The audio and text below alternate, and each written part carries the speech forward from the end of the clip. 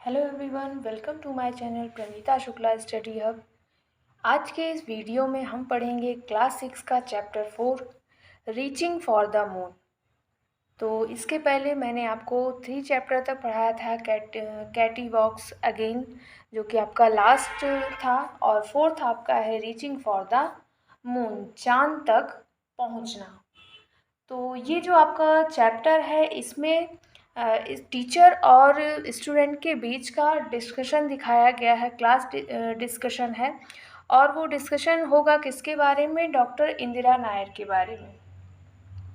तो चलिए स्टार्ट करते हैं चैप्टर को। पहले थोड़ा सा इस चैप्टर के बारे में जानते हैं। Dr. Indira Nair was part of the team that developed some of the instruments for India's mission to the moon, Chandrayaan 2. She is visiting the school where she studied as a child.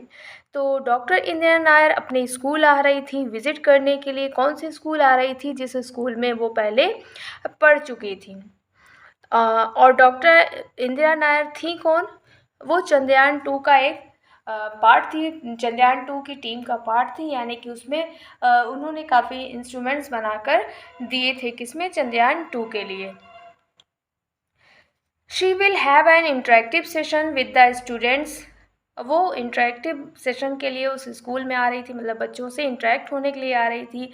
The students are extremely excited about doctor Nair's visit and are curious about India's space programme. तो बच्चे जो थे वो काफ़ी excited थे, curious थे। किस बात को लेकर? डॉक्टर नायर के बारे में सुनकर, यानी कि उनको पहले से डॉक्टर नायर के बारे में काफ़ी कुछ पता था। तो वो काफ़ी एक्साइटेड थे कि वो डॉक्टर नायर से मिलने वाले हैं, और स्पेस प्रोग्राम के बारे में वो काफ़ी कुछ उनसे पूछ भी सकते थे। तो थोड़ा इस वजह से भी वो एक्साइटेड थे। मिसेस आशा वकील the science teacher Mrs. Asha Vakil, the science teacher, is holding a discussion with the class. तो जो मिसेज आशा वकील, यानी कि जो उनकी साइंस टीचर थी, वो इस क्लास को होल्ड करती है, यानी कि अपनी क्लास से वो डिस्कशन करेंगी इस बारे में। तो चलिए मिसेज आशा वकील की क्लास को हम देखते हैं। Student of class 6 science teacher missus Asha Vakil हैं, ये हमने पहले ही बता दिया। और स्टूडेंट कौन कौन थे? अनुज, किरण, वेरोनिका, सोहेल, हरप्रीत, कार्तिक, जयंत, सारा, एलन, नताशा एंड रितेश। तो ये कौन है? ये स्टूडेंट हैं जो अपने टीचर से डिस्कशन करेंगे डॉक्टर इंदिरा नायर के बारे में। तो ऐसा आपके साथ भी होता होगा, अगर आपको कभी पता चल जाए कि आपके स्कूल में कोई ऐसा पर्सन आने वाला है जो काफ़ी फेमस है, या उससे आप काफ़ी कुछ क्वेश्चन पुटअप कर सकते हैं, सीख सकते हैं, तो आप भी काफ़ी एक्साइटेड होंगे उस टाइम पर, और आपको भी अच्छा लगेगा उनसे इंटरेक्ट होके। अ क्लास इन प्रोग्रेस, यानी कि क्लास प्रोग्रेस में थी, चल रही थी। क्लास में कौन था? साइंस टीचर थी और स्टूडेंट थे। तो सबसे पहले अनुज क्वेश्चन करता है अपनी टीचर से, ma'am is doctor Nair a space scientist? क्या डॉक्टर नायर एक स्पेस साइंटिस्ट हैं? किरण क्वेश्चन करता है, what's the difference between a space scientist and an astronaut? Space scientist और एस्ट्रोनॉट के बीच में क्या डिफरेंस है, यानी कि साइंटिस्ट किसको कहते हैं और एस्ट्रोनॉट किसको कहते हैं? वेरोनिका कहती है, ma'am who were the first Indian scientist to explore space? यानी कि पहला इंडियन साइंटिस्ट कौन सा है जो कि स्पेस पर रिसर्च किया? तो मिसेस वकील हंसते हुए कहती हैं, क्योंकि इतने बच्चे एक साथ क्वेश्चन कर रहे थे 1 बाय 1, तो मिसेस वकील हंसते हुए कहती हैं, I know you have many question, मैं जानती हूँ कि आपके पास बहुत से क्वेश्चन हैं, but please take turns to ask the question. But कृपा करके, मतलब प्लीज़ आप 1 बाय 1 क्वेश्चन पूछिए, तो मैं आपको आंसर कर पाऊँगी। क्योंकि बच्चे एक साथ क्वेश्चन पूछने लगे थे एक्साइटमेंट में, तो टीचर को इस बात पर थोड़ी सी हंसी आ जाती है। Sohail what do you wish to say? फिर वो सोहेल से कहती हैं कि what do you wish to say, आप क्या कहना चाहते हो सोहेल? सोहेल कहता है, I know the answer to Kiran's question, मैं किरण के क्वेश्चन का आंसर जानता हूँ। A space scientist studies space and builds space craft and astronaut travels into the space, a space craft. तो उसने क्या आंसर दिया, साइंटिस्ट कौन होते हैं जो स्पेस और स्पेस क्राफ्ट स्पेस के बारे में स्टडी करते हैं और स्पेस क्राफ्ट बनाते हैं। और एस्ट्रोनॉट कौन होते हैं जो स्पेस क्राफ्ट में बैठकर ट्रैवल करने जाते हैं। कहाँ ट्रैवल करने जाते हैं, स्पेस में। यानी स्पेस क्राफ्ट में बैठकर स्पेस में जाने का काम किसका होता है, एस्ट्रोनॉट का होता है। और स्पेस क्राफ्ट बनाने का काम किसका होता है, साइंटिस्ट का होता है। तो इसके बाद फिर उनकी टीचर कहती हैं Mrs Vakil, that's right, many astronauts are also trained scientist and sometimes they conduct experiments in space.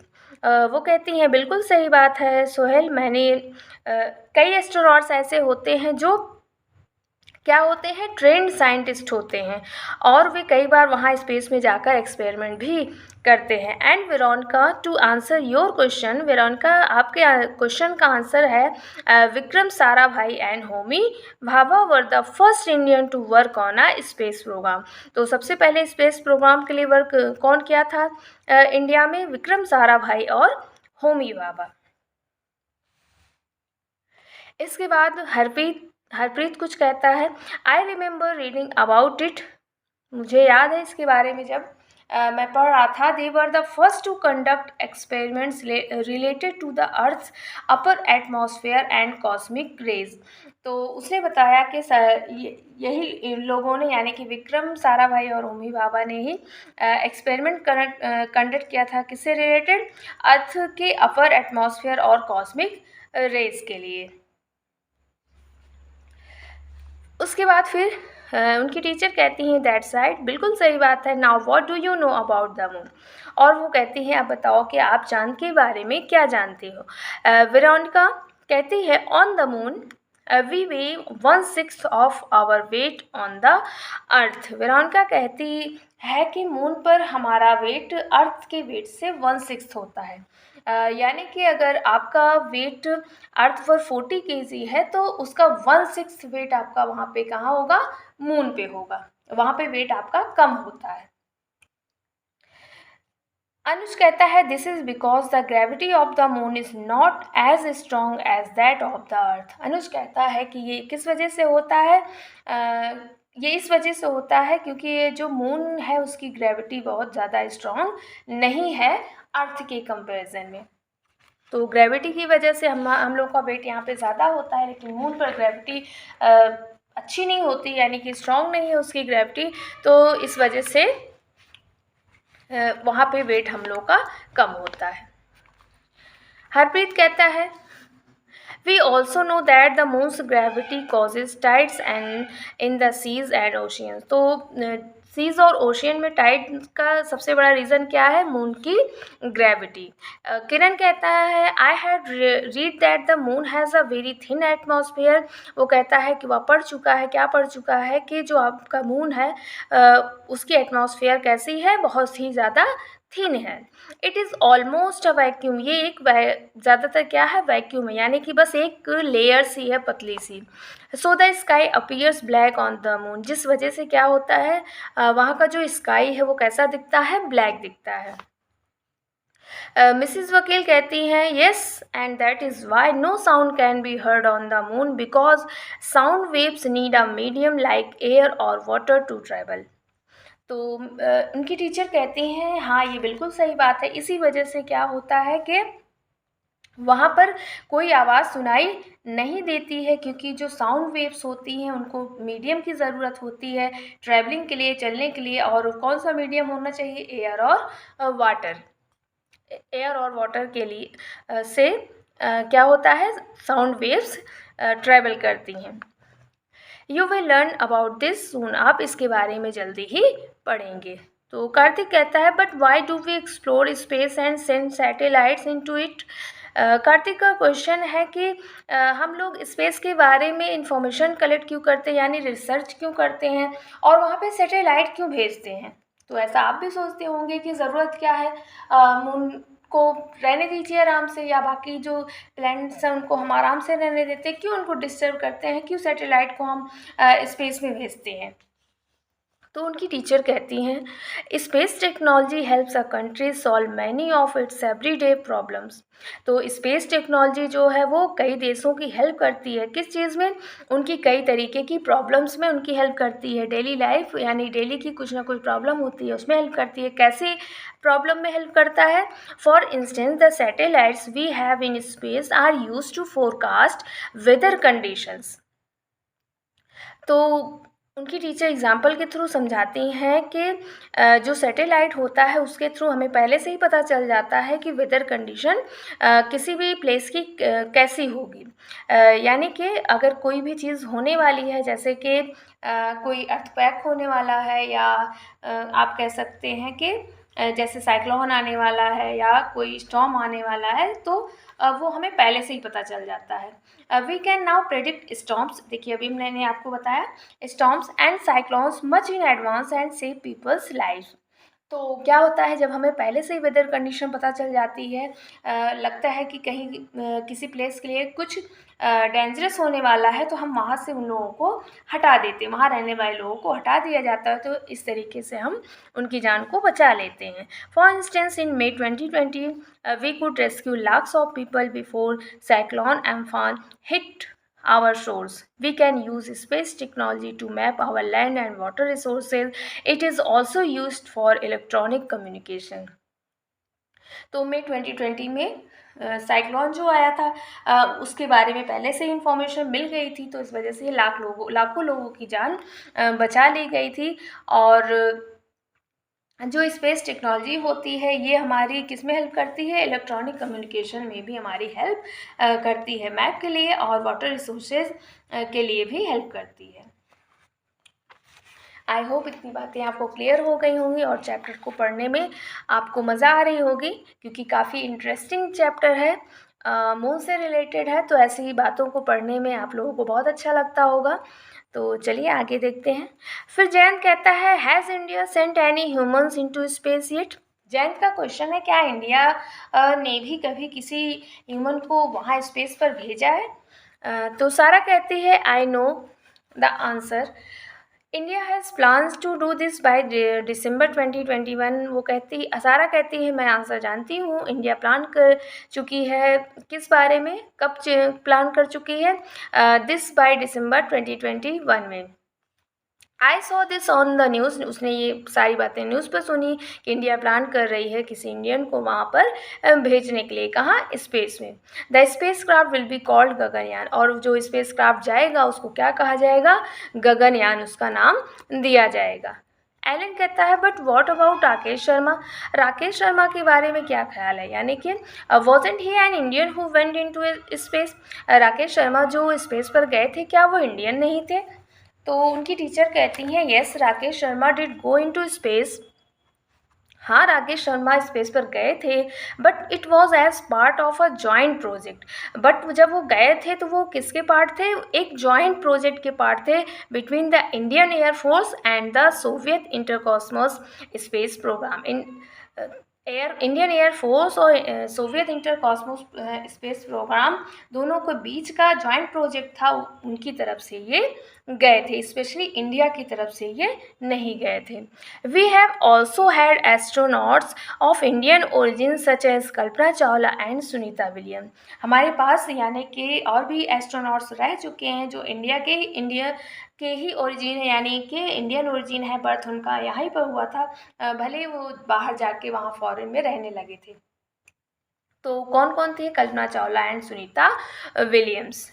Natasha कहती है did any of them land on the moon? क्या इनमें से किसी ने मून पर लैंड किया था, यानी मून की ज़मीन पर पैर रखा था, मून पर पैर रखा था या नहीं रखा था? तो उनकी टीचर कहती हैं नो नताशा, नहीं नताशा, दे डिड नॉट, उन्होंने नहीं रखा, they just went into space, बस वे स्पेस में गई थी। Only 12 people have ever walked on the moon, अभी तक केवल टोटल 12 पर्सन ही वहाँ पर गए हैं, यानी कि मून पर अपना स्टेप रखे हैं, पैर रखे हैं, मतलब मून पर गए हैं। And they were all NASA astronauts, और वो सब कौन थे? नासा के एस्ट्रोनॉट्स थे। Who remembers the name of the first person to have set foot on the moon? किसको याद है कि किसको याद है फर्स्ट पर्सन का नाम जो मून पर अपना पहला कदम रखा था, यानी कि मून पर पहले फर्स्ट स्टेप रखने वाले पर्सन का नाम किसको याद है? ऐसा उनकी टीचर बच्चों से पूछती हैं तो पूरी क्लास कहती है नील आर्मस्ट्रॉन्ग। ये तो आप भी जानते होंगे कि नील आर्मस्ट्रॉन्ग थे जो पहली बार मून पर अपना पहला कदम रखे थे। इसके बाद उनकी टीचर कहती हैं एंड द सेकेंड, और दूसरा कौन है? तो सारा कहती है बज़ एल्ड्रिन। तो आप इसको ब्यूज़ भी पढ़ सकते हैं, बज़ भी पढ़ सकते हैं, तो बज़ आप पढ़िए क्योंकि नेम है। तो बज़ एल्ड्रिन जो थे वो सेकेंड थे। Ma'am we already know so much about the moon, हम लोग मून के बारे में काफ़ी कुछ जानते हैं। Other countries have been to the moon and into space, दूसरी कंट्रीज़ भी यानी दूसरे देश को के लोग भी स्पेस में मून पर काफ़ी कुछ रिसर्च कर चुके हैं और कर भी रहे हैं। Why did we do the same thing हम विद द चंद्रयान 1, यानी कि हम लोग सेम थिंग चंद्रयान 1 के साथ क्यों कर रहे हैं? जब हमें मून के बारे में इतना, उसका कहने का मतलब था कि जब मून के बारे में हमें इतनी इन्फॉर्मेशन मिल चुकी है और अदर कंट्रीज़ के लोग भी ऐसा कर रहे हैं, रिसर्च कर रहे हैं, तो हम लोगों को क्या ज़रूरत थी चंद्रयान 1 की और चंद्रयान 2 की। And why didn't India send astronauts on these missions? And why didn't India send astronauts on these missions? और इंडिया ने इस मिशन पर इंडियंस को क्यों नहीं भेजा, यानी कि इंडिया के एस्ट्रोनॉट्स को क्यों नहीं भेजा? तो मिसेस वकील कहती हैं well it is not very easy और cheap to build system for that Sara. Sara का क्वेश्चन अच्छा था, उनकी टीचर कहती हैं वेल ठीक है बट ये बहुत इजी नहीं है, यानी कि मून पर जाना इतना इजी नहीं है और सस्ता भी नहीं है, ये काफ़ी कॉस्टली होता है और काफ़ी सेफ्टी के साथ जाना पड़ता है। तो इस वजह से भी ये भी एक रीज़न हो सकता है कि जिस इंडिया के एस्ट्रोनॉट को वहाँ पर नहीं भेजा गया। Also with Chandrayaan 1 our goal was different, और जो चंद्रयान 1 है उसका गोल डिफरेंट था। We wanted to survey the moon, हम मून का सर्वे करना चाहते थे। Chandrayaan 1 made more than 3400 orbits around the moon. Chandrayaan 1 जो था वो मून के चारों तरफ कितने ऑर्बिट्स, कितनी परिक्रमा की उसने? 3400, and send back about 70,000 lunar images, और उसके बाद उसने इस तरीके से राउंड लगाते लगाते 70,000 ल्यूनर इमेजेस भेजी, वहाँ से सेंड किया। Alan I have seen many of those pictures, Alan कहता है हाँ मैंने काफ़ी पिक्चर्स उसमें की देख चुका हूँ। Some of them are very clear, उनमें से कुछ पिक्चर का बहुत ज़्यादा क्लियर थी एंड काफ़ी डिटेल में थी। बट फिर उनकी टीचर रितेश कहता है but if we had already done this with Chandrayaan 1 why did we send Chandrayaan 2। तो रितेश कहता है कि अगर चंद्रयान 1 के से हम लोगों को इतनी इन्फॉर्मेशन मिल चुकी थी तो हम लोगों ने दोबारा से फिर क्यों चंद्रयान 2 वहाँ पर भेजा? तो उनकी टीचर कहती हैं you see Chandrayaan 2 had a very special goal. Chandrayaan 2 जो था वो उसका गोल काफ़ी स्पेशल था। It was to study the soil on the surface of the moon. तो चंद्रयान 2 किस लिए भेजा गया था? वहाँ की सॉइल, मून की सरफेस की जो सॉइल थी उसकी स्टडी के लिए भेजा गया था। नियर इट्स साउथ पोल, उसके साउथ पोल के पास। This has not been done till now, लेकिन ये अभी तक कंप्लीट नहीं हो पाया है। The craters there are extremely cold, वहाँ के जो क्रेटर्स हैं वो काफ़ी ठंडे हैं। एंड एवरीथिंग इज़ फ्रोजन, और सब कुछ क्या है? जमा हुआ है। So fossils found on these craters can tell us about the early solar system. तो इस क्रेटर से हम लोगों को काफ़ी कुछ इन्फॉर्मेशन मिल सकती है, किसके बारे में? अर्ली सोलर सिस्टम के बारे में, यानी पहले का सोलर सिस्टम कैसा था उसके बारे में हमें यहाँ से इन्फॉर्मेशन मिल सकती है, जो कि अभी तक मिली नहीं है। तो वेरोनिका कहती है like how life began on the earth, earth पर लाइफ कैसे स्टार्ट हुई होगी? तो उनकी टीचर कहती हैं yes the moon is the closest link to the earth history. Earth की हिस्ट्री का क्लोजेस्ट लिंक कौन है? मून है। Its surface specially the south pole is completely undisturb. इसके सरफेस का जो साउथ पोल है वो कम्प्लीटली अनडिस्टर्ब है, यानी कि डिस्टर्ब नहीं है। So we might find things that tell us a lot about the early life of our planet. तो इसके थ्रू हम लोगों को काफ़ी कुछ इन्फॉर्मेशन मिल सकती है, किस बारे में?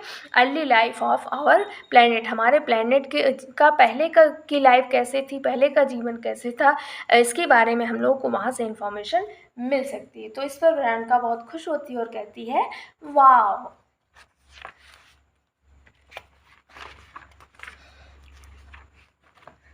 इसके बाद फिर टीचर उनकी कहती हैं it is fascinating isn't it, क्या ये सब कुछ फैसिनेटिंग था, यानी कि ये जो बातें, ये डिस्कशन जो क्लास में चल रहे हैं, क्या आपके लिए अट्रैक्टिव थी, इंटरेस्टिंग थी या नहीं थी? But save some of your question, sorry, it is fascinating isn't it, but save some of your questions for doctor Nair. इतना पहले वो कहती हैं क्या ये सारी बातें इंटरेस्टिंग थी, उसके बाद फिर वो कहती हैं कुछ क्वेश्चंस आप डॉक्टर नायर के लिए भी बचा कर रखिए। अनुज कहता है I want to ask her how I can become an astronaut. Anuj कहता है कि मैं उनसे क्वेश्चन करना चाहता हूँ कि मैं कैसे एस्ट्रोनॉट बन सकता हूँ। सोहेल फिर कहता है I want to know why other planets have many moons and we have just one. Sohail कहता है मैं जानना चाहता हूँ उनसे कि अदर प्लैनेट्स के पास इतने ज़्यादा मून है और हम लोगों के पास बस एक ही मून क्यों है। फिर नताशा कहती है I will ask her about what I must study to become a space scientist. Natasha जानना चाहेगी उनसे कि स्पेस साइंटिस्ट कैसे बना जाए, क्या पढ़ा जाए, मतलब क्या स्टडी किया जाए स्पेस साइंटिस्ट के लिए। स्पेस साइंटिस्ट के लिए मतलब क्या चीज़ें पढ़ना ज़रूरी हैं। तो सारा कहती है here comes our principal with doctor Nair. Principal के साथ डॉक्टर नायर आ रही हैं। उसके बाद the students stand up to greet the principal and doctor Nair, सारे बच्चे स्टैंड अप होते हैं यानी कि खड़े होते हैं ग्रीट करने के लिए प्रिंसिपल और डॉक्टर नायर को। They have a lively interactive session with her, और उन लोग का जो सेशन था वो काफ़ी अच्छा था, इंटरेस्टिंग था और बच्चों को बहुत अच्छा लगता है। तो आई होप आपको ये चैप्टर क्लियर हो गया होगा। आप इसको पूरा देखिए, आप पूरा वीडियो देखेंगे तो आपको बहुत ही अच्छा लगेगा। और इस चैप्टर से रिलेटेड अगर कोई और क्वेरी है तो आप कमेंट बॉक्स में मेंशन कर सकते हैं। तो ओके, अब हम मिलेंगे नेक्स्ट वीडियो में एक नए चैप्टर के साथ। और मैं आपसे एक बार रिक्वेस्ट करना चाहती हूँ कि अगर आप चैनल पर नए हैं तो सब्सक्राइब करिए और ज़्यादा से ज़्यादा लोगों को शेयर करिए जिससे लोग मेरे साथ कनेक्ट हो पाएँ और इंग्लिश एक नए वे में सीख पाएँ। तो ओके, मिलते हैं नेक्स्ट वीडियो में। अगर आपको वीडियो पसंद आता है तो लाइक करिए। Okay, bye.